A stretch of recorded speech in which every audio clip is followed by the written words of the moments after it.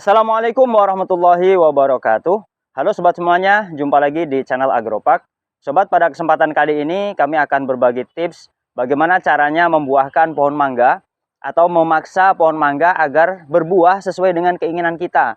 Jadi kapan saja kita ingin pohon mangga kita bisa berbuah, sobat. Nah, dengan cara ini akan sangat bermanfaat sekali, baik itu bagi sobat yang skala hobi, yang skala rumahan, tanam mangga di pot dengan ukuran yang masih pendek pun bisa berbuah. Dan juga bagi sobat yang menanam mangga secara komersil, tentunya jika bisa membuahkan di luar musim, di saat tidak ada buah mangga, tapi kita punya stok buahnya, tentunya ini akan mengangkat harga, sobat. Harganya bisa lebih mahal. Sebelum kita masuk pada pembahasan, ada hal yang sangat penting yang harus kita pahami dengan pohon mangga, sobat. Jadi pohon mangga ini, bunganya atau bakal buahnya itu muncul pada ujungnya, sobat. Ujung cabang ya, bukan di percabangan bawah. Bukan menggantung pada batang, bukan pada batang utama, tetapi ada di ujung. Nah, seperti inilah sobat. Bagian ujung-ujung seperti ini ya. Ujung dari cabang, disinilah letak buah mangga nantinya. Nah, keluarnya bunga mangga itu tanpa bersamaan dengan daun. Jadi, hanya keluar murni bunga saja, tanpa diikuti dengan daun. Sementara pada tanaman alpukat, bunganya itu muncul bersamaan dengan munculnya daun baru. Berbeda lagi dengan durian ataupun jambu air, itu munculnya bunga ada pada percabangannya, sobat. Muncul menggantung di cabang-cabangnya atau di bekas ketiak daunnya. Ini harus kita pahami karena ini akan mempengaruhi cara kita merawat setiap tanaman. Nah, apa saja yang harus kita siapkan untuk membungakan atau memaksa pohon mangga ini berbuah? Yang pertama, sobat harus cukupi pupuknya. Jadi pupuk yang ada di dalam tanah itu harus tercukupi. Apa saja unsur yang dibutuhkan dalam pembungaan? Itu ada dua, sobat.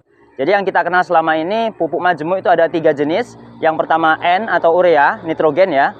Kemudian yang kedua adalah fosfor atau disingkat P. Yang ketiga adalah K atau kalium. Nah, untuk unsur pembungaan itu yang dibutuhkan utamanya adalah fosfor dan kalium. Jadi P dan K. Jika sobat menggunakan pupuk anorganik, sobat cari saja pupuk yang mengandung unsur P lebih tinggi atau K lebih tinggi. P ini, fosfor ini fungsinya untuk membantu merangsang pembungaan. Sementara kalau K itu untuk menguatkan bakal bunga, bakal buah supaya tidak mudah rontok. Sementara kalau N, nitrogen ini untuk pertumbuhan daun dan tunas. Jadi boleh menggunakan campuran unsur N tapi dengan kadar yang lebih rendah. Jika sobat menggunakan pupuk organik, maka kami sarankan gunakan saja kompos buah-buahan. Baik itu dari kulit mangga, kulit pisang, kulit nanas, ya, kulit nangka, dan segala macam buah-buahan busuk, sobat bisa peram, kemudian kita ambil airnya. Airnya itu disiramkan pada tanaman, itu sudah mencukupi, sobat. Jika sobat menggunakan pupuk kandang, carilah pupuk kandang dari hewan pemakan buah-buahan atau pemakan biji-bijian. Seperti misalkan kotoran ayam, itu sangat bagus untuk mempersiapkan pembungaan atau pembuahan. Namun untuk saya pribadi, saya lebih condong menggunakan pupuk organik dibandingkan dengan pupuk anorganik. Selain harganya lebih murah, juga efek resikonya tidak ada, sobat, karena ini betul-betul alami. Nah, apakah bisa kita melakukan pemaksaan berbuah sementara pupuk tidak disiapkan? Bisa saja jika kondisi tanah sobat masih subur, kandungan P dan K-nya masih mencukupi. Makanya kadang-kadang ada komentar bahwasanya pohon saya tidak saya pupuk tapi berbuah lebat. Ya betul, karena di situ tanahnya subur. Unsur-unsur yang dibutuhkan tanaman masih tercukupi. Namun jika pupuknya kurang, walaupun keluar bunga, bisa saja nanti bunganya rontok. Atau sudah jadi pentil buah, tapi pentil buahnya rontok karena kekurangan unsur kalium tadi. Berapa dosisnya? Untuk pohon yang ukuran 1 lengan, ya, batang utamanya sebesar 1 lengan, kita bisa gunakan pupuk organik itu sebanyak 10 kg saja sudah cukup. Kalau pupuk anorganik, cukup menggunakan setengah kilogram saja. Dihambur merata di bawah tajuk di sekitar perakaran. Kemudian yang kedua, kita harus menghentikan pertumbuhan vegetatifnya. Bagaimana penghentian pertumbuhan vegetatif ini?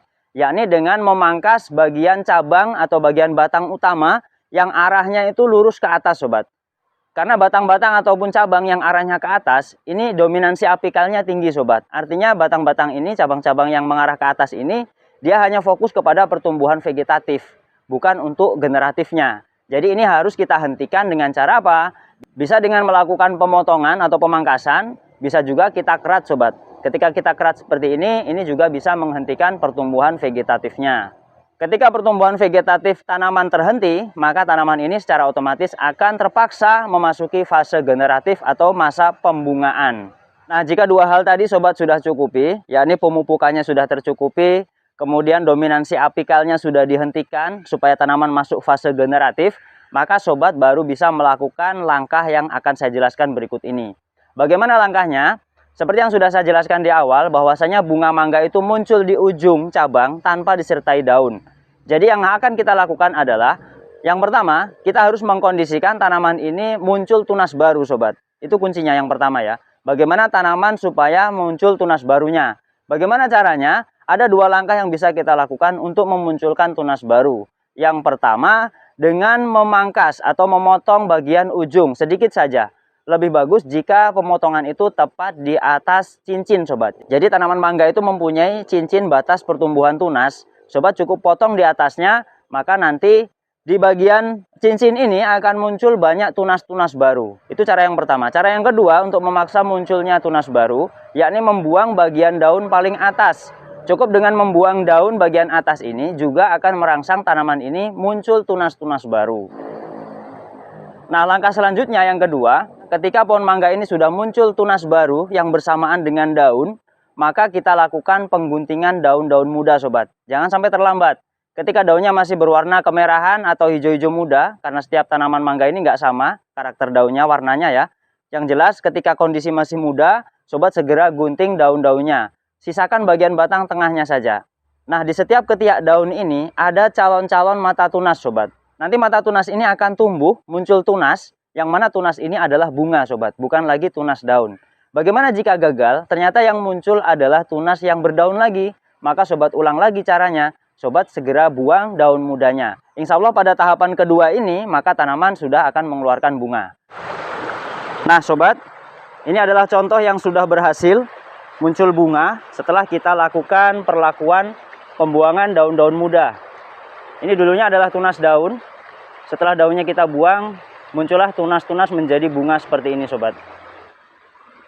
Yang sebelah sini juga sudah muncul bunga. Alhamdulillah. Sementara yang bagian atas ini gagal sobat. Ini bukannya bunga, tapi malah muncul tunas daun lagi. Nah, ketika muncul daun lagi, maka daun ini harus segera kita buang lagi sobat. Nah sobat, ini contoh yang sudah berhasil.